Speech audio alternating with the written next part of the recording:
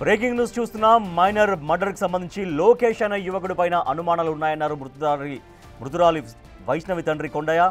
లోకేష్ వేధింపులు తాళలేకే సొంత ఊరు హనుమగుత్తిని వదిలి ప్రొద్దుటూరు వచ్చామన్నారు. అతనిపై అనుమానాలున్నాయని పోలీసులకు ఫిర్యాదు చేశామని తెలిపారు. తన బిడ్డను హత్య చేసిన లోకేష్ను ఎన్కౌంటర్ చేయాలని డిమాండ్ చేశారు.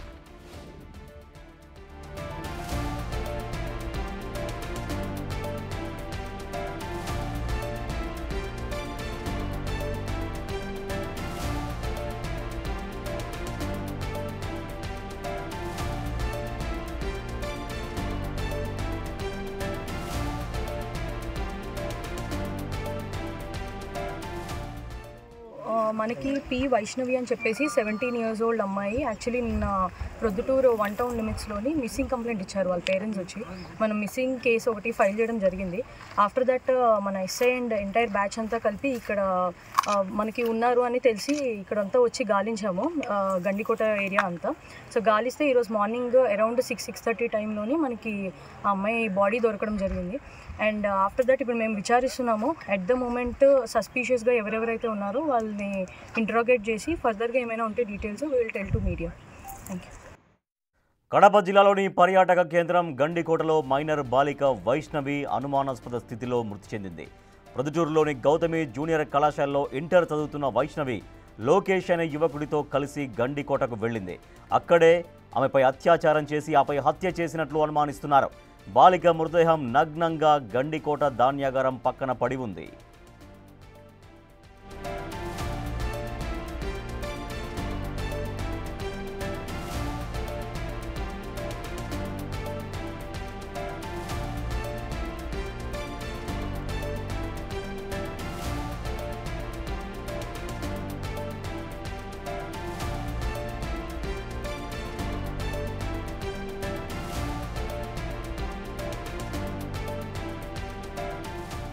సమాచారం తెలుసుకున్న పోలీసులు వెంటనే ఘటనా స్థలానికి చేరుకొని దర్యాప్తు చేస్తున్నారు. ఈ సంఘటనలో అనుమానితుడిగా ఉన్న లోకేష్ను ప్రొద్దుటూరు పోలీసులు అదుపులోకి తీసుకున్నారు. బాలికతో లోకేష్కి ఉన్నటువంటి సంబంధాలపైన పోలీసులు ఆరా తీస్తున్నారు.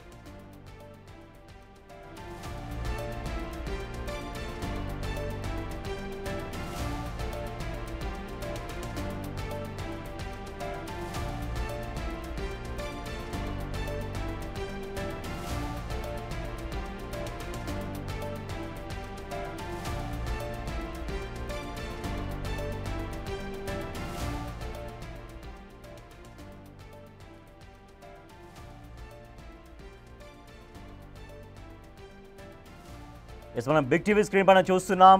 లోకేష్ అనే యువకుడితో వైష్ణవి అనేటువంటి మైనర్ ఇంటర్ చదివేటువంటి మైనర్ బాలిక బయటికి వెళ్ళినట్టుగా గండికోట అక్కడికి వెళ్ళిన తర్వాత ఆమె పైన అతనే అత్యాచారం చేసి ఆ తర్వాత హత్య చేశారంటూ అనుమానాలు వ్యక్తం చేస్తున్నారు.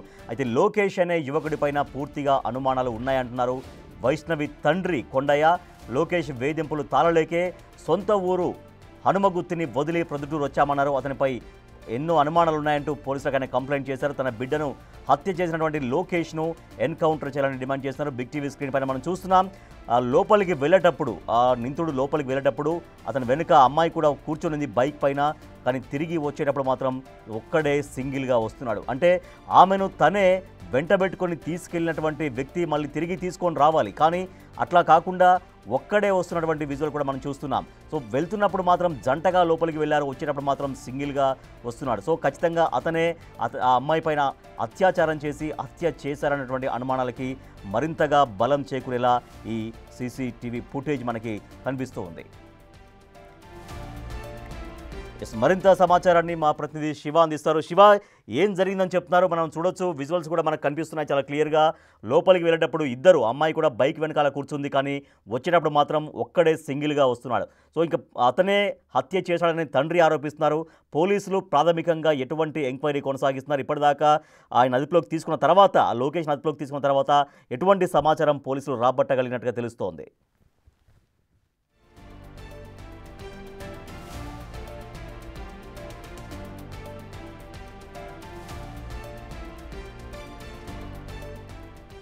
రైట్, మా ప్రతినిధి శివ మరింత సమాచారం సార్. శివ, ఈ మర్డర్ మిస్టరీ ఛేదించేటువంటి పురోగతి ఎంత కనిపించిందా? పోలీసులు ఏం చెప్తున్నారు? మనం విజువల్స్లో కూడా చూస్తున్నాం. వెళ్ళేటప్పుడు జంటగా వెళ్ళారు లోపలికి, కానీ వచ్చేటప్పుడు మాత్రం ఒంటరిగా వస్తున్నటువంటి లోకేష్ సీసీటీవీ ఫుటేజ్ కూడా పోలీసులు పరిశీలించారు. సో ఎటువంటి పురోగతి కనిపిస్తోంది పోలీసుల ఎంక్వైరీలో ఈ కేసులో?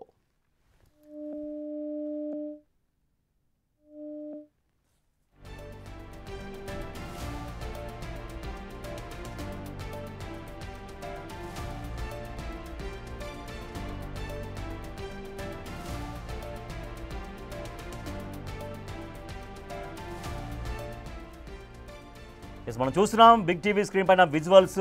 బాలికతో లోకేష్ లోపలికి వెళ్తున్నాడు. అక్కడ గండికోట అనేది అక్కడ పర్యాటక ప్రదేశం. సో అక్కడికి తీసుకెళ్లాడు, ఆ అమ్మాయిని తీసుకెళ్లాడు. ఆ అమ్మాయి మైనర్ బాలిక, ఇంటర్ చదువుతుంది. సో ఆ అమ్మాయిని బైక్ పైన తీసుకెళ్తున్నటువంటి లోకేష్ విజువల్స్ మనం లెఫ్ట్ సైడ్ బాక్స్లో మనం చూస్తే, తర్వాత ఒంటరిగా లోకేష్ బయటకు వస్తున్నాడు. సో ఆ అమ్మాయిని తీసుకెళ్ళినటువంటి లోకేష్ మళ్ళీ ఆ అమ్మాయితోనే బయటికి రావాలి, కానీ అట్లా కాకుండా ఆ అమ్మాయి లేకుండా ఒంటరిగా వస్తున్నటువంటి సీసీటీవీ ఫుటేజ్ చాలా స్పష్టంగా కనిపిస్తోంది. సో అమ్మాయి తండ్రి, అమ్మాయి పేరు వైష్ణవి తండ్రి కొండయ్య పూర్తిగా లోకేష్ పైనే అనుమానాలు వ్యక్తం చేస్తున్నారు. లోకేషే తన కుమార్తె చావుకు కారణమంటూ ఆ లోకేష్ని ఎన్కౌంటర్ చేయాలంటూ కూడా ఆయన డిమాండ్ చేస్తున్నారు. అయితే పోలీసులు సీసీటీవీ ఫుటేజ్ ఆధారంగా కేసు దర్యాప్తు కొనసాగిస్తున్నారు. ఇప్పటికే ఆ లోకేష్ని అదుపులోకి తీసుకున్నారు. అమ్మాయితో ఉన్నటువంటి పరిచయం ఏంటి, ఎందుకు ఆ అమ్మాయిని తీసుకెళ్లారు, కానీ తర్వాత అమ్మాయి ఎందుకు హత్య గావించబడింది అనే దానిపైన పోలీసులు విచారణ కొనసాగిస్తున్నారు. అయితే అమ్మాయి అనుమానాస్పద స్థితిలో మరణించింది. అంటే నగ్నంగా పడి ఉండడం కూడా ఆమె పైన అత్యాచారం చేసి ఆమె ప్రతిఘటించడంతో హత్య చేశాడు లోకేష్ అన్నటువంటి ప్రాథమికంగా ఒక అనుమానాలు అయితే వస్తున్నాయి. బట్ ఇది పోలీసుల ఎంక్వైరీలో తేలాల్సినటువంటి విషయం. సో మనం బిగ్ టీవీ స్క్రీన్ పైన చూస్తున్నాం. లోపలికి బాలికతో లోకేష్ వెళ్ళాడు బైక్ పైన. అక్కడ మనం చూడొచ్చు, అక్కడ చాలా క్లియర్గా మనకు కనిపిస్తుంది. బైక్ వెనకాల అమ్మాయి కూడా కూర్చుంది.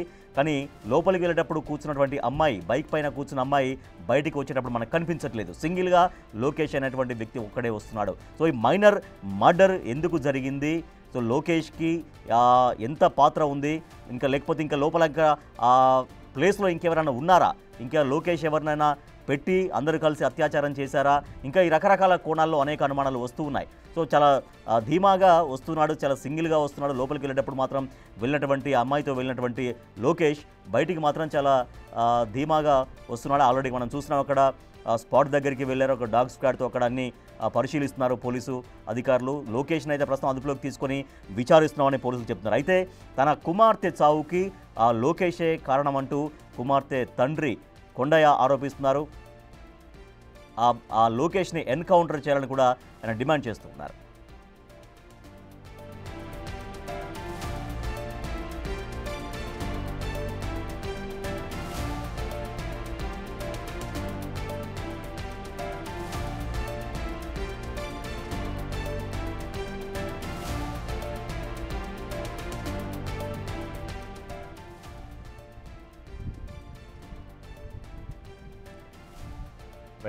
కడప జిల్లాలోని పర్యాటక కేంద్రం గండికోటలో మైనర్ బాలిక వైష్ణవి అనుమానాస్పద స్థితిలో మరణించింది.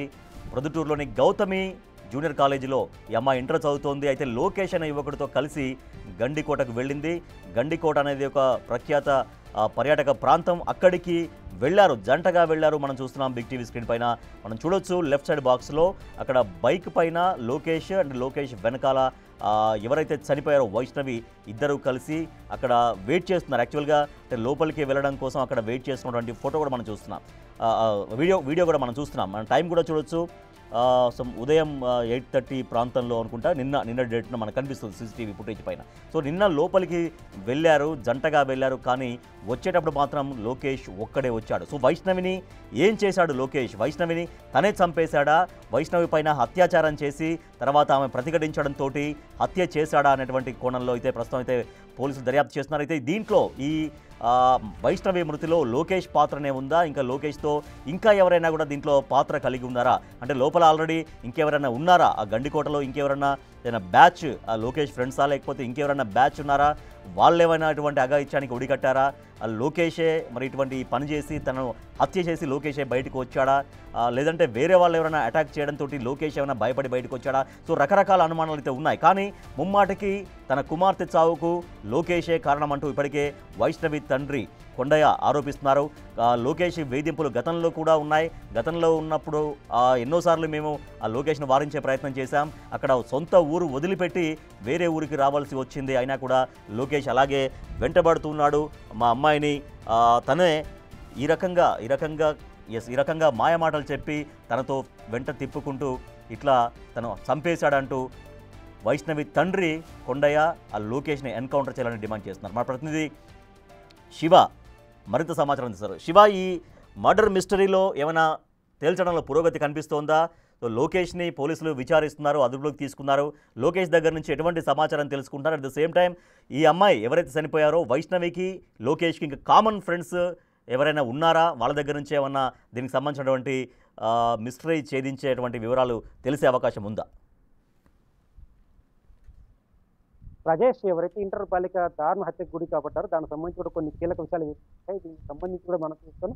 ఇక్కడ ఇదే గడ్డికోట ప్రాంతానికి వాళ్ళు నిన్న ఉదయం 8 గంటలకు వచ్చినట్టు తెలుస్తుంది.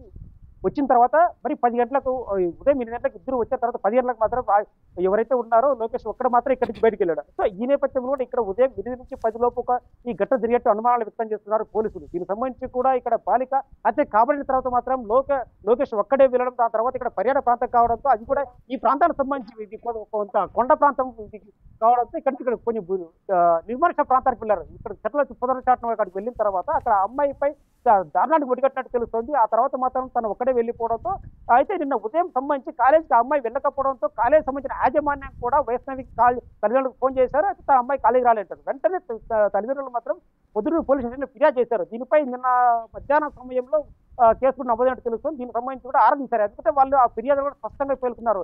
గతంలో లోకేష్ అనే యువకుడు మా అమ్మాయి వెదింపులు గురి చేసేవాడు గతం మొదటి నుంచి కూడా. సో ఈ కారణంగానే మేము మా సొంత గ్రామాన్ని వదిలిపెట్టి కూడా పొద్దుటూరు చేరుకున్నాం, పొద్దుటూరులో కాపురం ఉంటున్నాం.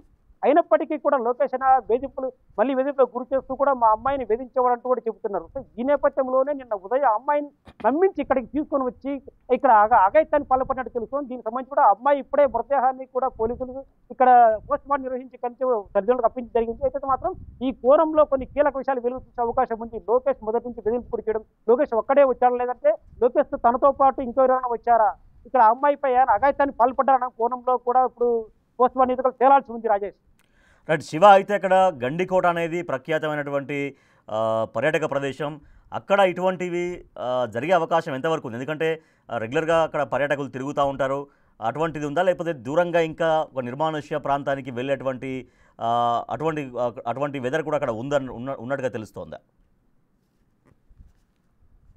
ఖచ్చితంగా, ఎందుకంటే ఇది ప్రముఖ పర్యాటక కేంద్రం. ఇక్కడ రాష్ట్రం నలుమూల నుంచి కూడా పర్యాటకులు వస్తూ ఉంటారు. అయితే ఇక్కడి నుంచి కూడా తను బయటికి కోటలో ఉన్నటువంటి ఒక నిర్మానుష ప్రాంతాన్ని తీసుకెళ్లారు. అక్కడ ఎవరికి కనిపించే పరిస్థితి లేదు. కూడా గుట్ట చాటునకు వాళ్ళిద్దరు వెళ్ళినట్టు తెలుస్తుంది. అక్కడ ఈ ప్రభావంతో ఇక్కడ స్థానిక మొదటగా ఎంట్రన్స్ లో ఉన్నటువంటి ప్రదేశాలు మాత్రం పర్యాటకులు తిరుగుతూ ఉంటారు. అక్కడ నిర్మానుష ప్రాంతానికి ఎవరు వెళ్లే పరిస్థితి లేదు. సో ఈ నేపథ్యంలోనే ఈ బాలికను ఎవరైతే ఉన్నాడో లోకేష్ నిర్మానుష ప్రాంతానికి తీసుకెళ్లి అఘాయిత్యానికి పాల్పడిన తర్వాత మాత్రం హత్య చేశాడా అనే కోణంలో మాత్రం విచారణ చేపడుతున్నారు. అయితే దీంట్లో మాత్రం ఖచ్చితంగా ఆ అమ్మాయి వివస్త్ర పరిస్థితిలో ఉండడం, న్యూడ్గా ఉన్న నేపథ్యంలో ఖచ్చితంగా అత్యాచారానికి పాల్పడి ఉంటాడని కూడా పోలీసులు ప్రాథమిక నిర్ధారణకు వచ్చారు. ఇప్పుడే పోస్ట్ మార్టం కూడా పూర్తయింది. ఈ పోస్ట్ మార్టం నివేదికలో ఇలాంటి అంశాలు బయటకు వచ్చే అవకాశం ఉంటుంది. రాజేష్, శివ, అంటే అమ్మాయిని ఖచ్చితంగా బలాత్కారం చేసినట్టుగా ప్రాథమికంగా కనిపిస్తున్నటువంటి ఆధారాల ప్రకారం చెప్తున్నాం.